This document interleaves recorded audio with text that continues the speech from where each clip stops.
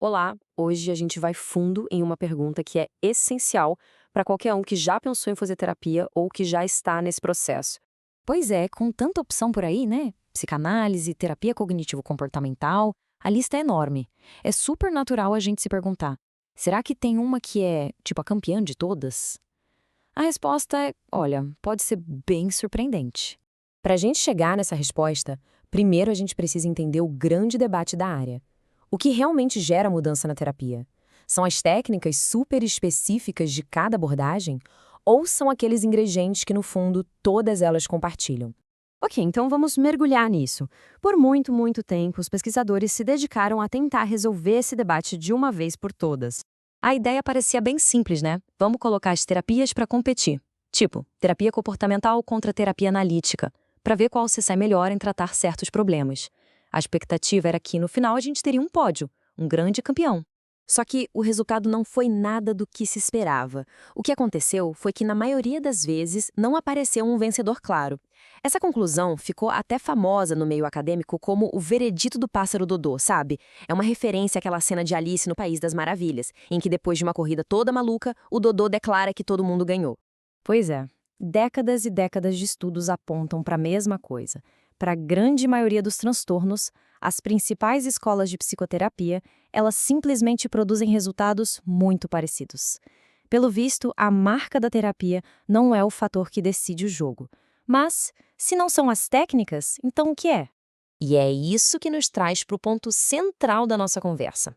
A resposta parece que não está no que faz as terapias serem diferentes, mas sim naquilo que elas têm em comum. São os tais fatores comuns. Agora, olha só que incrível essa proporção.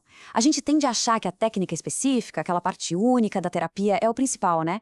Mas a pesquisa mostra que isso é só 15% da mudança.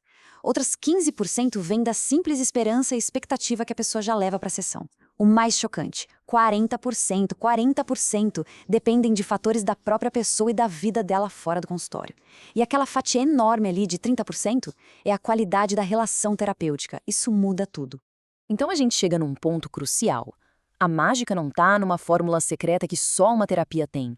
Está nos ingredientes que todas elas dividem e que criam um ambiente onde a mudança pode acontecer. E o ingrediente mais poderoso de todos parece ser a própria relação. Vamos tentar entender como isso funciona na prática. A gente pode usar um conceito de uma das abordagens mais clássicas, a psicanálise, para ilustrar o poder dessa relação. O nome desse conceito é transferência. É um fenômeno em que, sem nem perceber, a gente começa a projetar no terapeuta sentimentos, expectativas e jeitos de se relacionar que aprendemos lá atrás, com figuras importantes da nossa vida, tipo pais, mães, irmãos. A terapia acaba virando uma espécie de laboratório para a gente entender esses padrões ao vivo. Para deixar isso bem concreto, vamos imaginar um caso, o do João. Ele busca terapia porque sofre com uma ansiedade social muito forte e se critica o tempo todo. Durante uma sessão, a terapeuta dele, a Clara, fica quieta por um momento. A reação do João é imediata e super intensa. Ele se sente testado, como se estivesse sendo julgado, e logo em seguida se sente abandonado. E tá aí a transferência em ação, de um jeito perfeito. A reação do João não é só sobre o silêncio da Clara, entende? É uma reedição, ali no presente, de sentimentos antigos de insegurança que ele sentia com uma irmã mais velha que era meio distante emocionalmente. O consultório virou um palco onde um drama antigo voltou a ser encenado. E a partir daí, vamos ver como a terapia lida com outro fenômeno que sempre aparece nessa relação intensa, a tal da resistência. Resistência, basicamente, são todas as formas que a gente encontra, às vezes sem nem perceber, para se proteger de encarar sentimentos difíceis. No caso do João, isso aparecia em forma de atrasos para sessões, um pouco de sarcasmo ou irritação, principalmente depois de momentos em que ele se sentia mais vulnerável. Mas aqui vem a virada de chave. Na terapia, a resistência não é vista como um problema que precisa ser eliminado. Muito pelo contrário, ela funciona como um mapa. Ela aponta exatamente onde estão os conflitos mais importantes e dolorosos. É um sinal de que o trabalho está chegando onde precisa chegar. Certo, agora vamos juntar tudo isso. Vamos conectar esses exemplos específicos de volta para o nosso modelo maior de fatores comuns para a gente ver a imagem completa se formar.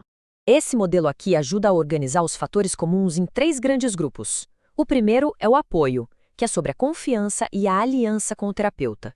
O segundo é a aprendizagem, que é onde a gente tem novos insights e vive experiências emocionais que corrigem coisas do passado. E o terceiro é a ação, que é quando a gente começa a se arriscar e a praticar novos comportamentos.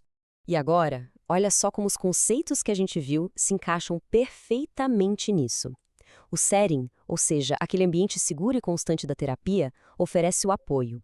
A relação terapêutica, onde a transferência acontece, é a grande chance de aprendizagem sobre si. E o trabalho de encarar a resistência? Bom, essa é a ação concreta que de fato impulsiona a mudança. E assim a gente chega na nossa conclusão principal.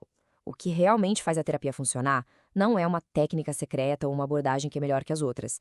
É a criação de um tipo muito especial de relacionamento. Um espaço seguro, estruturado, para a gente poder revisitar nossos padrões mais antigos e finalmente encontrar novas formas de seguir em frente. No fim das contas, a terapia é um convite para ir além do alívio de um sintoma. É uma oportunidade para entender a origem dos nossos sentimentos. Isso deixa a gente com uma pergunta para refletir. O que será que uma pessoa poderia aprender sobre si mesma em um espaço como esse, dedicado a essa exploração?